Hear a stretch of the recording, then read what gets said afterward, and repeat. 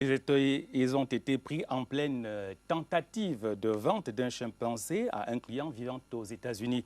Pourtant, la loi camerounaise phonique de 1994 et le code pénal répriment tous ceux qui se livrent à ce genre d'activité.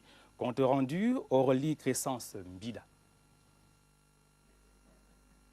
Ils étaient deux individus spécialisés dans la fraude sur Internet qui ont été récemment arrêtés à Bamenda, département de la Mézam, région du Nord-Ouest, alors qu'ils tentaient de vendre un chimpanzé avec les documents officiels falsifiés à une victime vivante aux États-Unis d'Amérique.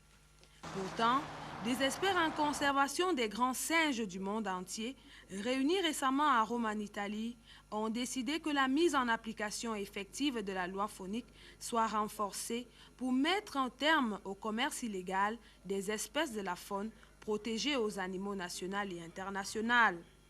L'opération qui a conduit à l'arrestation des deux scammers était menée par la délégation régionale des forêts et de la faune du Nord-Ouest en collaboration avec les forces de maintien de l'ordre, des autorités judiciaires et de The Last Great Ape Organization, LAGA en abrégé.